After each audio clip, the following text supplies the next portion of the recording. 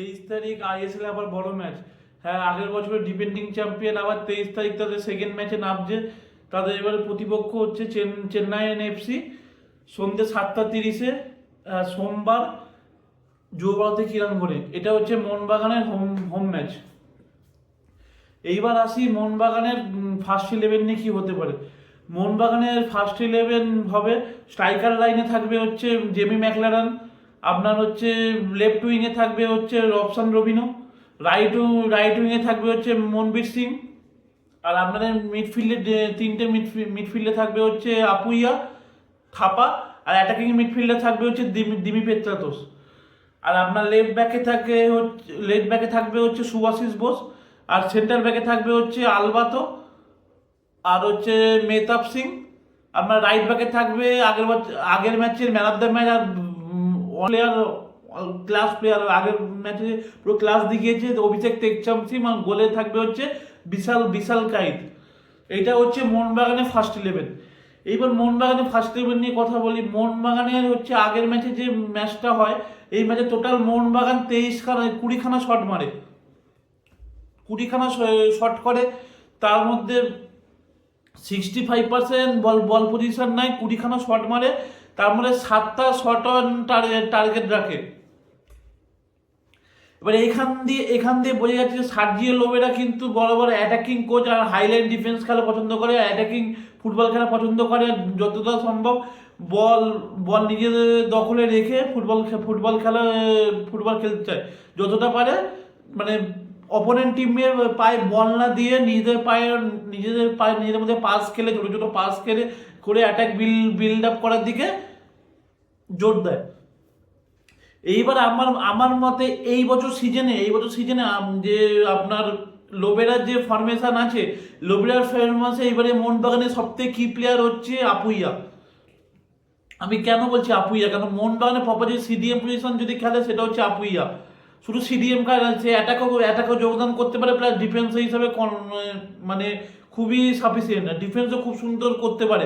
সব থেকে বড় তার অ্যাডভান্টেজ কি হচ্ছে, সে কিন্তু মিডিল থার্ডে বা মিড থার্ডে বা অ্যাটাকিং জোনে কিন্তু বল লুজ করে না। আর অপোনেন্ট প্লেয়ার খেলতে পারে না, মানে প্রপার ভালোভাবে ফ্রিলি খেলতে পারে, তার জন্য কিন্তু আপুইয়া ক্রেডিটটা নেয়। হ্যাঁ, আপুইয়া কি করে নিজের দখলে বল রাখে, আর অপোনেন্ট যে মিডফিল্ড তাদের থেকে বল কেড়ে মিডফিল্ডে ডুয়োটা যেতে, তখন আপুইয়ার উপর ফিজিক্যালি দেখবেন একটুখানি অ্যাটাক করে। আগের ম্যাচেও দেখবেন খুব লেট চ্যালেঞ্জ হয় এবার, কারণ আপুইয়া দেখবেন বল কন্ট্রোল খুবই ভালো। আপুইয়া যে বল এমন জায়গায়, এখন ভারতের one of the best midfielder হচ্ছে আপুইয়া। হ্যাঁ, কেন বলছি Apuia one of the best midfielder, তার কারণ হচ্ছে আপুইয়া কিন্তু শুধুমাত্র যে আপনার ডিফেন্স করবে শুধু নয়, কিন্তু সে কিন্তু অ্যাটাকেও কিন্তু পারদর্শী। আর লোবেরার যে ফরমেশনে কিন্তু আপুইয়া প্রপারভাবে ম্যাচ করে। দেখবেন লোবেরা মধ্যে ওপরের দিকে যদি বল যদি না দিতে পারে, তখন দেখবেন গিয়ে তলায় বল খেলে দেয়, ব্যাক পাস করে, মানে অপোনেন্ট টিমকে ফার্স্টেশন করে দেয়। তারা যখন বল পায় না, তখন তারা কি করবে, একটা ফাউল করবে টোটালি খেলা থেকে বের করে দেবে। এটাই হচ্ছে সার্জিও লোবেরার টেকনিক্যাল টিকি টাকা ফুটবল, যেটা বলে পরিষ্কার স্প্যানিশ বা টিকি টাকা ফুটবল। বল পজিশন রেখে খেলা, যেটা পেপ গার্দিওলা আমাদের মডেল সিস্টেমে পেপ গার্দিওলা যে ওয়ার্ল্ডের যদি টপ ম্যানেজারের মধ্যে পেপ গার্দিওলা পড়ে, ঠিক সেম টু সেম ওনার ফুটবল দর্শনেই সার্জিও লোবেরা বিশ্বাস করে। আর ফার্স্ট ম্যাচে আপনি যদি বলি মোহনবাগানে কিছু ভুল হয়েছিল। কি আপনার রাইটে যে লিস্টন ক্লোজে খেলায়, লিস্টন ক্লোজে কিন্তু সারা ম্যাচে কিন্তু খুঁজেই পাওয়া যায়নি। রাইটে একদমই জঘন্য ফুটবল খেলে আমার মতে। যদি বলে আপনার রাইট ব্যাকে মনবীর সিং আর লেফট ব্যাকে লিস্টন কোলাসো, আর অ্যাটাকিং মিডফিল্ডে আমার মতে যদি রবসান না ফিরতে, রবসানকে খেলানো উচিত দিমি পেত্রাতোসের থেকে। এবার আমাকে অনেক মনমোহন সাপোর্টার ট্রল করবে বা বলতে পারবে, কিন্তু আমার কিন্তু সবাই বলছে দিমির খেলা ভালো লাগে, কিন্তু আমার মতে দিমির খেলা কিন্তু ভালো লাগেনি। দিমি এখনো পর্যন্ত পুরোপুরি ফিট নয়, তার পরিষ্কার অপশান তো ফিট নয়, ঠিক আছে রবসান আস্তে আস্তে, কিন্তু রবসান তার কিন্তু ক্লাস পুরো দেখিয়েছে। আগের ম্যাচে পুরো ডমিনেট করেছে, পুরো মানে জাস্ট পুরো কেরালা ব্লাস্টার ডিফেন্সকে উপর হাই পুরো প্রেসার ক্রিয়েট করেছে, উইংতে কাটব্যাক করেছে প্রপার, যেমন আগে মোহনবাগানে খেলে সৈন্যটি অনেকটা কিন্তু সৈন্য টাইপের প্লেয়ার, প্রপার কাটব্যাক করেছে ইনসাইড আউটসাইড মিলে ছোটো জায়গায় টান আর শট, 2-3টে শট কিন্তু মেরেছিল, তার মধ্যে 2-3টে শট মেরে তার মধ্যে দুটো একটা গোলকিপার টপ ক্লাস সেভ করেছে, একটা গোলকিপার সরাসরি হাতে মেরেছে, আর একটা হচ্ছে ডিফেন্ডারের পায়ে লেগে বেরিয়ে গেছে। টপ ক্লাস কিন্তু রবসান রবিনো ফিট হওয়া খুব জরুরি। আমি দিমিত্রি পেত্রাসের জায়গায় আমরা রবসান রবিনোকে অ্যাটাকিং মিডফিল্ডে খেলালে আরও বেটার হবে, কারণ তাহলে যদি অ্যাটাকিং মিডফিল্ডে যদি দিমিত্রি পেত্রাসকে বদলে রবসান রবিনোকে খেলায়, তাহলে আপনার দুদিকে আপনার একদিকে মনবীর, রাইটে মনবীর, লেফট লিস্টন কুলাসকে খেলাতে পারবে, যেটা আগের ম্যাচে কিন্তু বড় প্রবলেম হয়েছিল, যে রাইটে রবসান রবিনোকে খেলার জন্য রাইটে লিস্টন কুলাসকে খেলানো হয়। এবার অনেকে বলবে যে হ্যাঁ ডিমি পেত্রাসের ক্রিটিসিটি, কিন্তু না, ডিমি পেত্রাস কিন্তু ফর্মে নেই। সত্যি কথা, ডিমি পেত্রাস ফর্মে নেই। আগের দিন কিন্তু তার খেলা থেকে পরিষ্কার বোঝা যাচ্ছে কিন্তু সে ফর্ম মানে আউট অফ ফর্ম, মানে সে এখনো ফিটনেসের ধারে কাছে নেই। আমি যদি দেখেন প্রথম দিকে 4 মিনিট 5 মিনিটের মাথায় একটা দিমি পেত্রাস একটা বল পায়, সেই বলটা কেন একটা মানে আউট স্টেপ চেপে মেরে একটা শট, মানে খুবই জঘন্যভাবে ঠিক কানেক্ট হয় না। সেই শটটা থেকে বোঝা যায় দিমি পেত্রাস পুরোপুরিভাবে এখনো পুরোপুরি ফিট নয়, ম্যাচ ফিট না, আনফিট। আপনি যদি দেখেন এই দিমি পেত্রাস সেম টু সেম কিন্তু আপনি পাঞ্জাবের সঙ্গে একটা ম্যাচ, যেবার দিমি টপ ক্লাস ফর্মে থাকে, পাঞ্জাবের সঙ্গে মোহনবাগান এখন খেলায়, যেরকম আউটসাইড চেপে পাঞ্জাবের বিরুদ্ধে এগেনস্টে দূর থেকে একটা এরকম আউটসাইড চেপে গোল করে, সেই প্রাইম টাইম দিমিকে আমরা এখনো দেখতে চাই।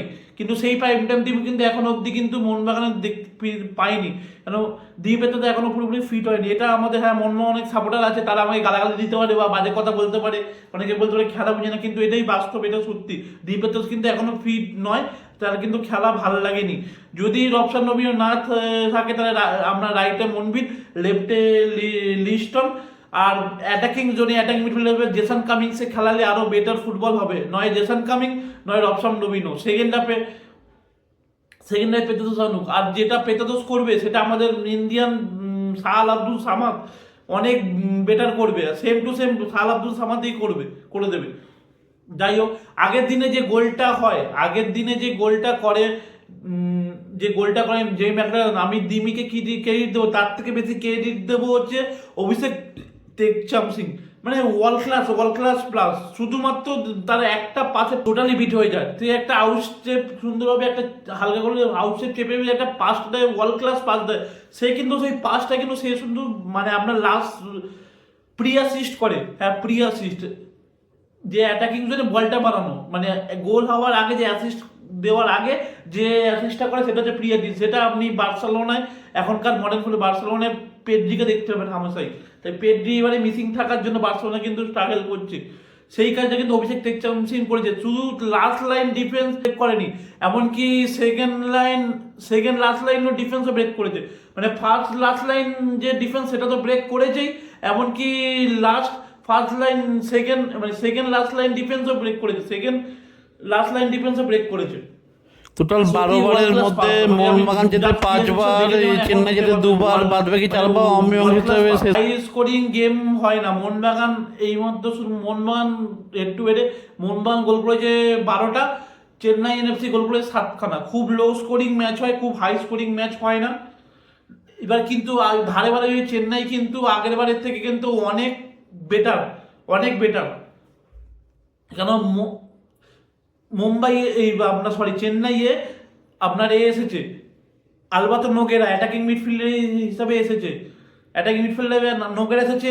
আর আমরা নর্থ ইস্টে যে সিডিএম পজিশনে ছিল, যে ওয়ার্ল্ড ক্লাস ফুটবল খেলছিল বেমানান, সত্যি কথা এখনো আমি ভাবি যে কেন নর্থ ইস্ট ওই বেমানানকে ছেড়ে দিল। সেই বেমানান এখন চেন্নাই এফসিতে যোগদান দিয়েছে। ভালো ভালো কিন্তু বিদেশি চেন্নাইয়ে রয়েছে। আপনার চেন্নাইয়ের ফরমেশন হচ্ছে 4-3-2-1, এটা হচ্ছে ফরমেশন। আপনার যদি লেফট উইংয়ে যদি দেখেন, লেফট উইংয়ে এবারে শুরু করবে হচ্ছে ফারুক চৌধুরী। আপনার স্ট্রাইকার লাইনে থাকবে হচ্ছে ইনিগো মার্টিন, আর অ্যাটাকিং মিডফিল্ডে থাকবে হচ্ছে আলবাতো নোগেরা, আর আপনার ডিফেন্সে এবার চেন্নাইয়ের এবারে কিন্তু ইন্ডিয়ান কোচ ক্লিফার্ড মোরেনটা কিন্তু বড় অগ্নি পরীক্ষা হবে। হ্যাঁ, এবারে চেন্নাই 4-3-2-1-এ খেলবে। এখন অব্দি চেন্নাই খেলা নামেনি, এটাই চেন্নাইয়ের ফার্স্ট ম্যাচ, যে 23 তারিখে চেন্নাই ফার্স্ট ম্যাচ হচ্ছে, তাই চেন্নাইয়ের শক্তি দুর্বল নিয়ে আমি বলতে পারবো না, কিন্তু তাও আমি একটা সম্ভাব্য একাদশ চেন্নাইয়ের বলতে পারি। চেন্নাইয়ের স্ট্রাইকার লাইনে রয়েছে ইনিগো মার্টিনেজ, আপনার লেফট উইংয়ে থাকবে হচ্ছে অ্যাটাকিং মিডফিল্ডে থাকবে হচ্ছে আলবাতো নোগেরা, লেফট উইংয়ে থাকবে হচ্ছে ইমরান খান, রাইট উইংয়ে থাকবে হচ্ছে আপনার হচ্ছে ফারুক চৌধুরী, আপনার মিডফিল্ডে থাকবে জিতেশ্বর সিং, আর সিডিএম পজিশনে থাকবে হচ্ছে এই বছর নিউ সাইনিং চেন্নাই মোহাম্মদ আলী বেমানান। সত্যিকারের নর্থ ইস্টে সব থেকে বড় যদি ভুল হয়েছে যে বেমানানকে ছাড়া। আলাদিন আজারের পরেও বেমানান কিন্তু পুরো নর্থ ইস্ট থেকে পুরো টিমটাকে ধরে রেখেছিল, একে ছাড়া সত্যিকারের ভুল হয়েছে। তারপর আপনার লেফট ব্যাকে থাকবে হচ্ছে দক্ষিণ মূর্তি, আর সেন্টার ব্যাকে থাকবে হচ্ছে এলসিনো আর পুইয়া রাইট ব্যাকে থাকবে হচ্ছে মোহনবাগানের ঘরের ছেলে প্রীতম কোটাল, আর আপনার গোলকিপিং লাইনে থাকবে হচ্ছে নওয়াজ। সবাই কিন্তু আইএসএল এক্সপিরিয়েন্স, আইএসএল এ কিন্তু টপ লেভেলের প্লেয়ার, তাই বলে চেন্নাই কিন্তু হালকাভাবে চেন্নাইকে নিলে হবে না। চেন্নাই কিন্তু যথেষ্ট ফাইট দেবে। আর চেন্নাইয়ের ইন্ডিয়ান কোচ যে ক্লিফোর্ড মেরিনটা, সে কিন্তু মোহনবাগানের সহকারী কোচ হিসাবে কাজ করে গেছিল, মোহনবাগানের উইকনেস তিনি জানে, তাই খেলাটা কিন্তু হাড্ডাহাড্ডি হবে, 50-50 ম্যাচ হতে যাচ্ছে। আশা করা যায় মোহনবাগান এই ম্যাচ জিতে আবার 1 নম্বর পজিশন ধরে রাখতে, আইএসএল 1 নম্বর পজিশন আবার ধরে রাখতে পারবে, কেন তারা হচ্ছে ডিফেন্ডিং চ্যাম্পিয়ন, তারা ডিফেন্ডিং চ্যাম্পিয়নের মধ্যেই খেলবে আশা রাখছি। এবার দেখা যাক ফাইনালে কি হয়, কিন্তু যাই হোক কিন্তু ইজি ম্যাচ হবে না, খুবই একটা ভালো ম্যাচ হতে চলেছে, এটাই সবাই এই ম্যাচ ওয়াচ করবে। 23 তারিখ 7:30 আবার বলে দিলাম যুবভারতী ক্রীড়াঙ্গন। এই সব আমাদের যত আমার বেঙ্গলি প্লাস ওবিতে আপনারা সব কিন্তু যত খেলার খবর সব কিছু আপডেট পেয়ে যাবেন। তাই আপনাদের হাত জোর করে রিকোয়েস্ট করছি যে আমার এই যে চ্যানেলটা আছে এটা লাইক করে দিন, আর সাবস্ক্রাইব করে দিন, আর বেল আইকনটা ক্লিক করে রাখুন, যে সবসময় আমি যদি নতুন ভিডিও ছাড়ি আপনাদের কাছে সবার আগে যায়।